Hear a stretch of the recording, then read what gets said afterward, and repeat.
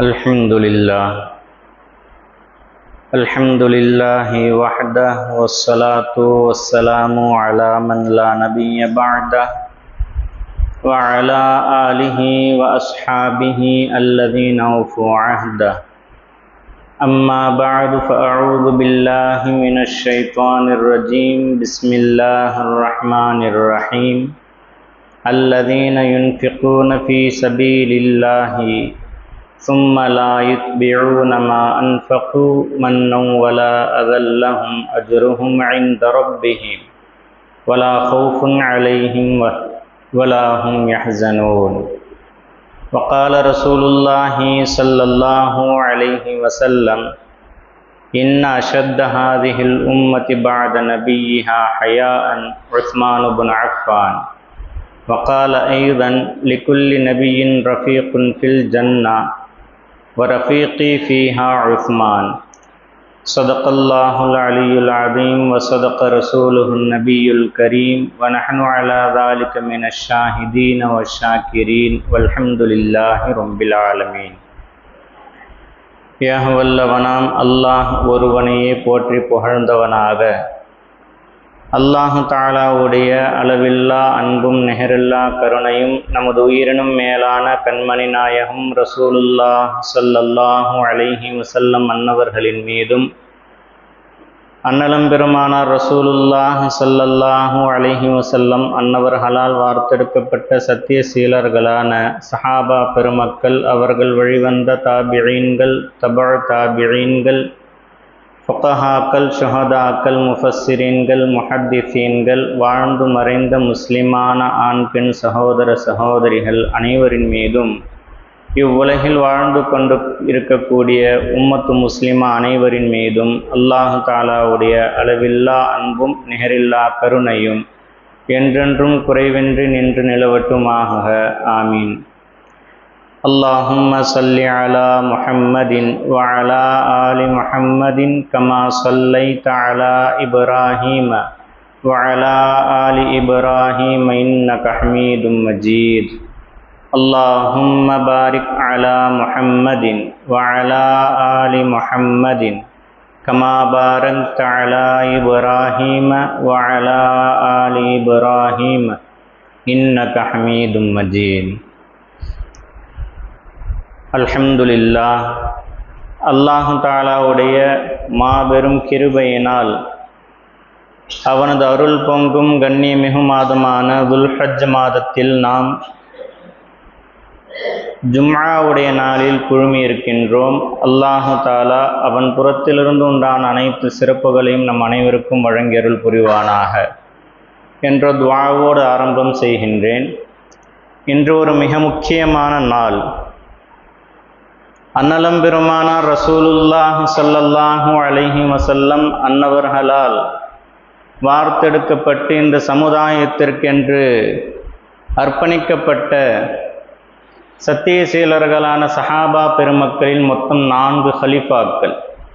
நபி பெருமான் ஸல்லல்லாஹு அலைஹி வஸல்லம் அன்னவர்களுடைய பிரதிநிதிகள் 4 நபர்கள். அதில் 3வது இடத்தை பிடித்தவர்கள் ஹதரத் உஸ்மான் இப்னு அஃபான் ரலியல்லாஹு தஆலா அன்ஹு. அவர்கள் ஷஹீதாக்கப்பட்ட கொல்லப்பட்ட நாள் இன்று துல்ஹஜ் பிறை 18 ஹிஜ்ரி 35 ஹதரத் உஸ்மான் இப்னு அஃபான் ரலியல்லாஹு தஆலா அன்ஹு வெள்ளிக்கிழமை அன்று 88 வயதில் ஷஹீதாக்கப்பட்ட நாள் இன்று.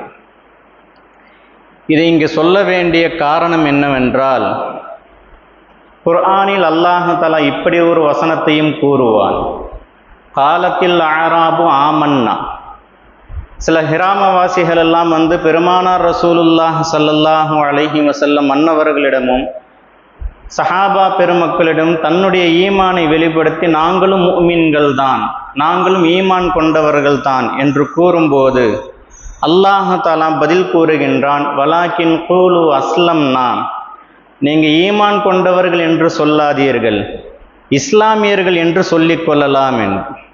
அப்போ ஈமானுக்கும் இஸ்லாமுக்கும் உண்டான ஒரு வித்தியாசத்தை அல்லாஹ் தஆலா இங்கு விளக்கி காட்டுகின்றான்.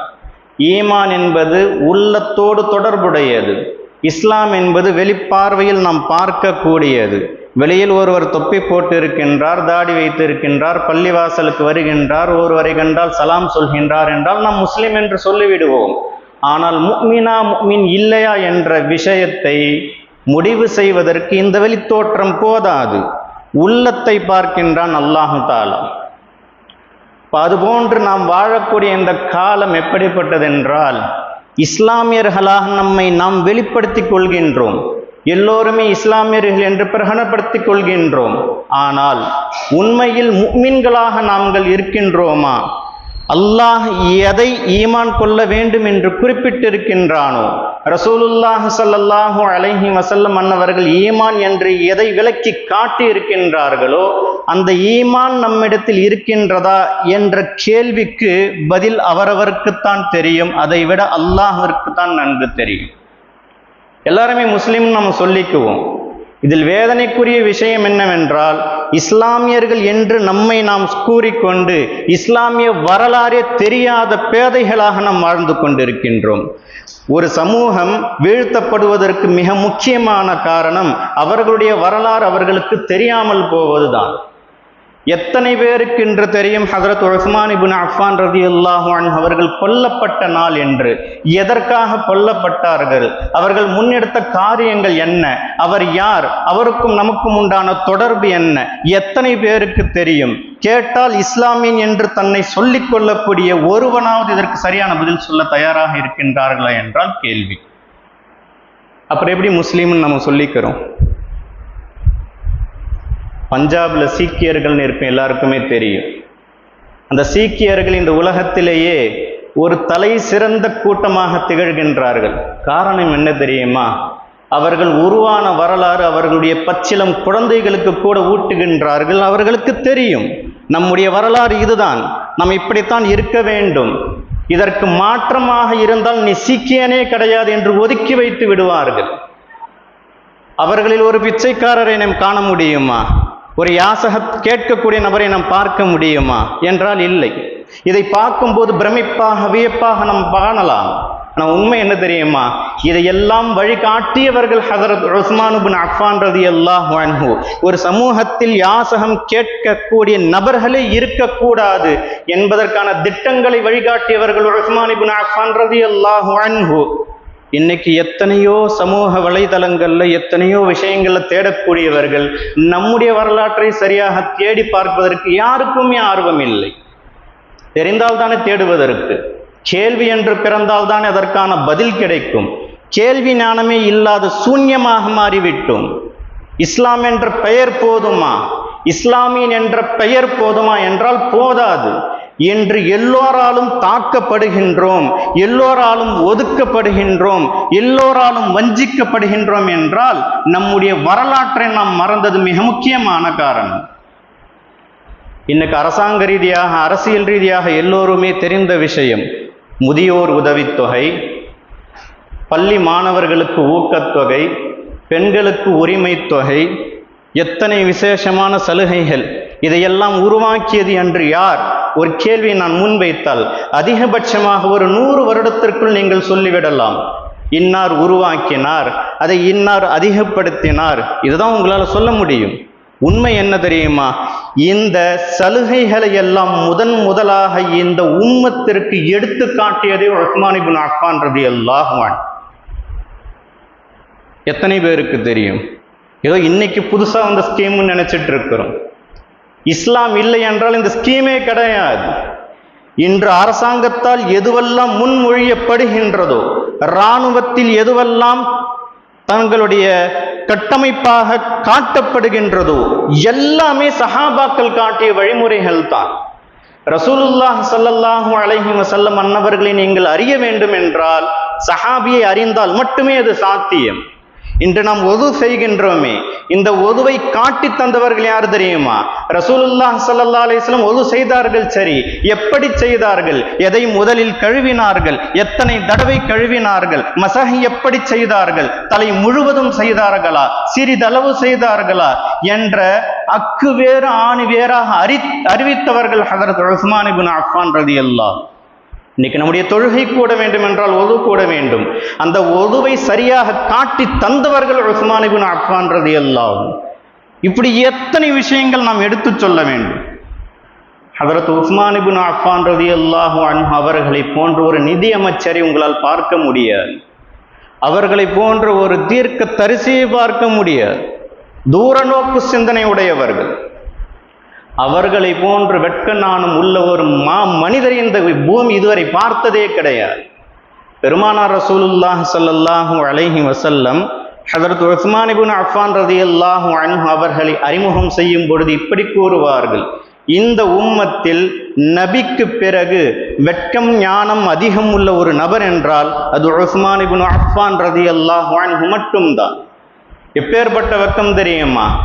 மலக்குமார்களும் கூட பார்த்து வெட்கப்படுகின்றார்கள் என்பதாக குறிப்பிட்டார்கள்.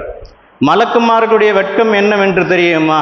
ஒரு முறை அன்னலம் பெருமானார் ரசூலுல்லாஹி ஸல்லல்லாஹு அலைஹி வஸல்லம் தன்னுடைய அருமை துணைவியார் நம்முடைய தாயார் ஹதீஜத்துல் குப்ரா ரலியல்லாஹு தஆலா அன்ஹா அவர்களுடைய மடியில் படுத்திருக்கின்றார்கள். ஹஸரத் ஜிப்ரீல் அலைஹிஸ்ஸலாத்து வஸ்ஸலாம் அன்னவர்கள் வருகை தந்து அன்னலம் பெருமானாருக்கு சலாம் கூறி அல்லாஹ் தஆலா ஹதீஜா அம்மையாருக்கு சலாம் சொன்னதாக ஒரு தகவலை சொல்ல ரசூலுல்லாஹி ஸல்லல்லாஹு அலைஹி வஸல்லம் தன்னுடைய அருமை துணைவியாரிடம் இதை சொல்லபோது ஹதீஜா அம்மையார் கேட்டார்கள் நபி அவர்களை பார்த்து, யா ரசூலல்லாஹ், இன்னும் அவர் இருக்கிறாரா இங்க?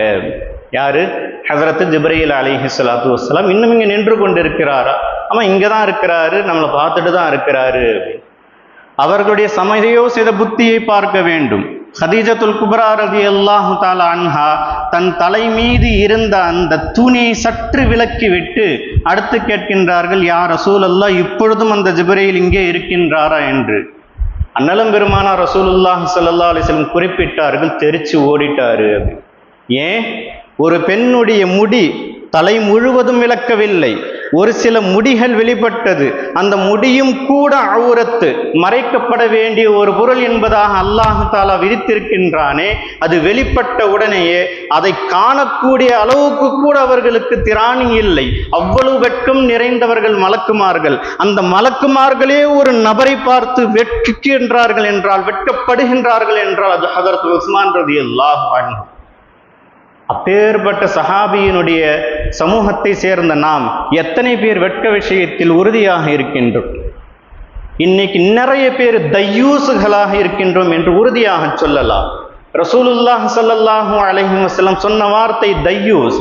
தையூசுக்கான விளக்கம் என்ன தெரியுமா?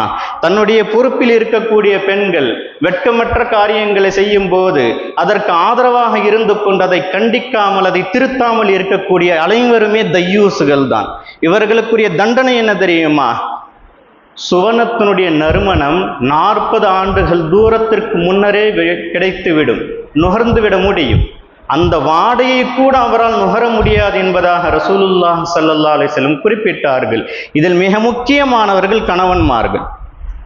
எத்தனை பேர் டிவி ஓடிட்டு இருக்கும், அதில் அரைகுறை ட்ரெஸ்ஸோடு எல்லா காட்சிகளும் இருக்கும், மனைவியும் இருப்பாங்க, பிள்ளைகளும் இருப்பாங்க, இவரும் உட்காந்து பார்த்துட்டு இருப்பாரு. அந்த உணர்வு இருக்காது, வெட்கமோ நாணமோ இருக்காது.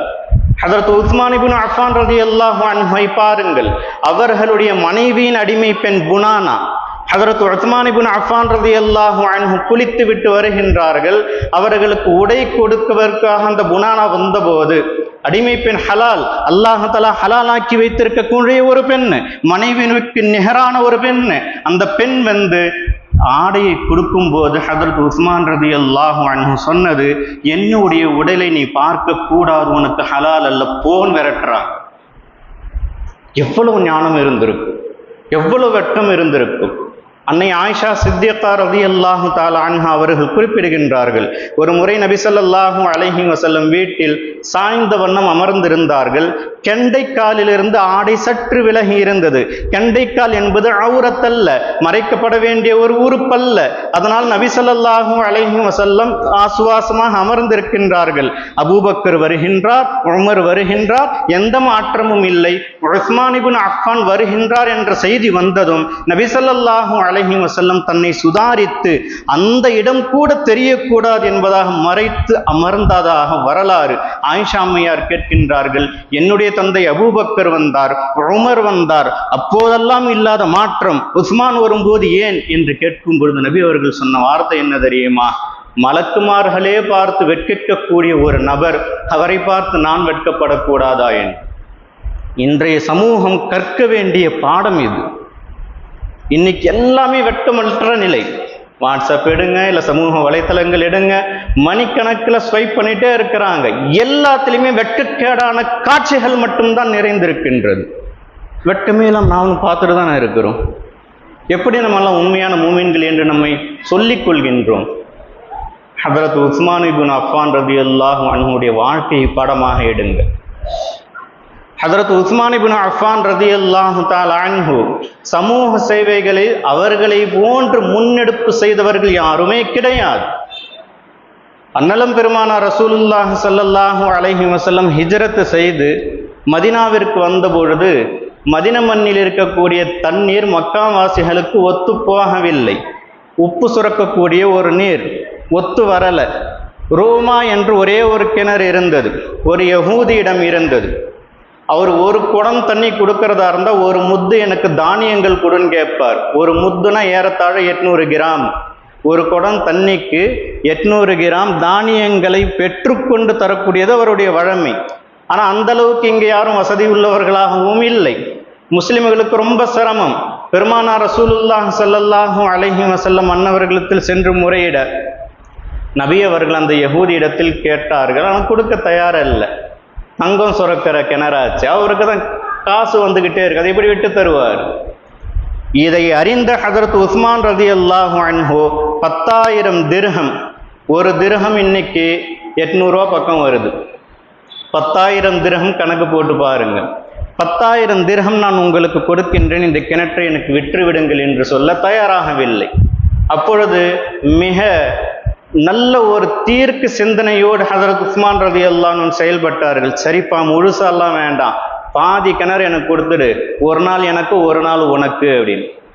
அவன் என்ன நினைச்சான், சரி இவருடைய நாளில் இவர் சம்பாதிக்கட்டும், என்னுடைய நாளில் நான் சம்பாதிச்சுட்டு போறேன் அப்படின்ற பேராசையினால வித்துட்டான். ஆனால் ஹதரத் உஸ்மான் இப்னு அஃபான் ரலியல்லாஹு அன்ஹு தன்னுடைய பங்கு இருக்கக்கூடிய நாட்களில் முஸ்லிம்களுக்கு இலவசமாக யாருக்கு எவ்வளவு தண்ணி வேணுமோ எடுத்துக்குங்கன்னு சொன்னாங்க. அடுத்த நாளுக்கு சேர்த்து தண்ணி எடுத்துக்கிட்டாங்க. அவனுக்கு போயிடுச்சு வியாபாரம். இப்போ இதுமே வச்சு பிரயோஜனம் இல்லை என்று அவன் அறிந்த பிறகு இந்த கிணற்றை முழுவதுமாக நீங்கள் வாங்கி கொள்ளலாமே என்று குறிப்பிட்டார்கள். ஹதரத் உஸ்மான் இப்னு அஃபான் ரலியல்லாஹு அன்ஹு அந்த கிணற்றை வாங்கி இஸ்லாமியர்களுக்காக, ஏழை எளிய மக்களுக்காக வக்ஃபு செய்தார்கள். இதனுடைய விளைவு என்ன தெரியுமா? இது எல்லாருக்குமே தெரிந்த வரலாறு. இதனுடைய விளைவு என்ன தெரியுமா? இன்றைய சூழல் நான் சொல்றேன். இன்னைக்கு கூட நீங்க போங்க ஹரமுக்கு, மஸ்ஜிது நபவிக்கு, அன்னலம் பெருமானார் ரசூலுல்லாஹி ஸல்லல்லாஹு அலைஹி வஸல்லம் அன்னவருடைய அருமை நகரமான அந்த மதீனத்துல் முனவ்வராவில் முனிசிபாலிட்டியில் ஹதரத் உஸ்மான் இப்னு அஃபான் ரலியல்லாஹு அன்ஹு அவர்களுக்கு இன்னைக்கும் கரண்ட் அக்கௌண்ட் இருக்கு. வஃபாத்தா எத்தனை வருஷம் ஆச்சு? 1400 வருடங்கள் ஆயிடுச்சு. இன்னைக்கும் கரண்ட் அக்கௌண்ட் இருக்கு. அந்த கிணற்றை வாங்கி வக்ஃபு செய்த பிறகு சில பேரித்த மரங்கள் அதை சுற்றி நட்டார்கள். சவுதி அரசாங்கம் பொறுப்பேற்கும் பொழுது ஏறத்தாழ 15,000 பேரித்த மரங்கள் அங்கு இருந்தது.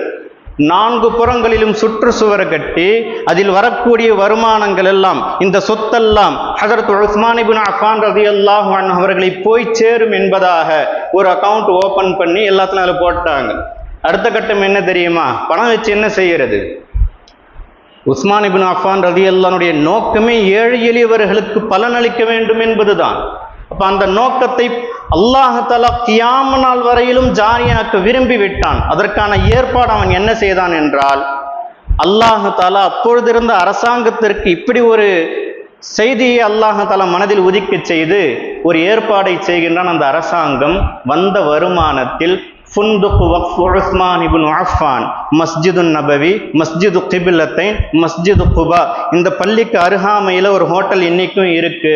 அந்த ஹோட்டலுக்கு பேரே ஹதரத் உஸ்மான் இப்னு அஃபான் ரலியல்லாஹு அன்ஹு அவர்களுடைய பெயரால் வக்ஃபு செய்யப்பட்டது என்று. அதில் வரக்கூடிய வருமானங்கள் அந்த அக்கௌண்ட்ல வரவழைக்கப்பட்டு இன்றும் ஏழை எளியவர்களுக்கு அதிலிருந்து பங்கு சென்று கொண்டே இருக்கின்றது. அப்ப அவர்களுடைய இஹ்லாஸ் எப்பேற்பட்டதாக இருக்கும்? எப்படி இந்த மக்களுக்காக அவர்கள் சமூக அக்கறையோடு தன்னுடைய செயல்பாடுகளை வகுத்திருப்பார்கள்? ஹதரத் உஸ்மான் இப்னு அஃபான் ரலியல்லாஹு தஆலா அன்ஹு இப்படிப்பட்ட செயலை செய்ததனாலோ என்னவோ ரசூலுல்லாஹ் ஸல்லல்லாஹு அலைஹி வஸல்லம் இந்த வார்த்தையும் கூறினார்கள், உஸ்மான் இதற்கு பிறகு எந்த நஃபிலான வணக்கங்களையும் செய்ய தேவையில்லை, அவர் சுவனவாசி என்பதாக ஒரு இடம் ரெண்டு இடம் அல்ல, பல்வேறு இடங்களில் இதை குறிப்பிடுகின்றார்கள். இந்த குணத்தை நாம் கற்க வேண்டும் ஹதரத் உஸ்மான் இப்னு அஃபான் ரலியல்லாஹு அன்ஹு அவர்களிடத்தில். அதே போன்று ஒரு வயோதிகர் அபு இஸ்ஹாக் ஹமதானி ரஹ்மத்துல்லாஹி அலைஹி என்ற தபுஅ தாபியினுடைய பாட்டனார் ஹியார் ரஹ்மத்துல்லாஹி அலைஹி உஸ்மான் இப்னு அஃபான் ரலியல்லாஹு அன்ஹு அவர்களை சந்திக்க வருகின்றார்கள். அப்பொழுது அந்த சந்திப்பின் போது உஸ்மான் ரலியல்லாஹு அன்ஹு கேட்டார்கள், உங்களுக்கு எத்தனை பிள்ளைங்க இருக்கிறாங்க? இத்தனை பேர் இருக்கிறாங்க அப்படின்னு சொன்னாங்க. சரி, உங்களுக்கு மாதம் 1500 திர்ஹம், உங்களுடைய பிள்ளைகளுக்கு ஒவ்வொருத்தருக்கும் 100 திர்ஹம். இது இந்த ரிவாயத். மற்றொரு அறிவிப்பில் ஹதரத் இமாம் அபு யூசுப் ரஹ்மத்துல்லாஹி அலைஹி அறிவிப்பார்கள், அந்த ஹியார் ரஹ்மத்துல்லாஹி அலைஹி சொன்னது, என்னுடைய பராமரிப்பில் இருக்கக்கூடியவர்கள் மொத்த நபர்கள் 60 பேர். 60 பேரில் 59 பேருக்கு மாதம் 100 ஊதிய தொகையும் உங்களுக்கு 1500 என்று கணக்கிட்டு பார்த்தால் மாதத்திற்கு ஒரே குடும்பத்திற்கு 7500 திர்ஹங்களை ஒதுக்கீடு செய்தவர்கள். கடைசி காலகட்டத்தில் கிளர்ச்சியாளர்களால் முற்றுகையிடப்பட்ட அந்த சமயம் வீட்டுக்குள்ளே இருக்கிறாங்க, வீட்டை விட்டு வெளியே விடலை, அவர்களை கொல்ல வேண்டும் என்ற நோக்கோடு முற்றுகையிட்டு இருக்கின்றார்கள். அவர்கள் வீட்டுக்கு வரக்கூடிய பணிப்பெண் ஒரு நாள் வரலை. என்ன விஷயம் கேட்கும்போது, நேற்று தான் அவங்களுக்கு டெலிவரி ஆச்சு, பிரசவம் ஏற்பட்டது, குழந்தை பிறந்திருக்கு. உடனே ஒரு நபரிடத்தில் துணியை கொடுத்து அனுப்பி வைக்கின்றார்கள். அந்த குழந்தைக்கு 50 திர்ஹங்களை மாத ஊதிய தொகையாக கொடுத்து அனுப்புகின்றார்கள். சொல்லி அனுப்புகிறாங்க, இது குழந்தையா இருக்கிறதுனால 50மா, ஒரு வருஷம் பூர்த்தி ஆகட்டும் 100 நான் கொடுக்குறேன் அப்படின்னு. இப்படி இயலாதவர்கள், சிரமத்திற்கு உள்ளானவர்கள், வயோதிகர்கள், பெண்கள் என்று எல்லோருக்குமே ஊக்கத்தொகை கொடுத்ததற்கான காரணம் என்ன தெரியுமா? இஸ்லாமியர்கள் யாருமே யாரிடமும் கையேந்தி நின்றுவிடக்கூடாது என்பதற்காக. இன்னைக்கு நம்ம ஊர், நம்ம நாடு, இந்த உலகம் முழுக்க பாருங்கள், எத்தனை இஸ்லாமியர்கள் கையேந்தி கொண்டிருக்கின்றார்கள். அதே இஸ்லாமிய சமூகத்தில் எத்தனை பேர் பெரும் வசதி கொண்டு இருந்தாலும் கூட அவர்களை கண்டுகொள்ள ஆள் இல்லை. நினைத்தால் இதை தடுக்க முடியும். இதற்கான வழிமுறையை ஹதரத் உஸ்மான் இப்னு அஃபான் ரலியல்லாஹு அன்ஹு அன்று சாத்தியப்படுத்தினார்கள் என்றால் இன்று சாத்தியம் இல்லையா?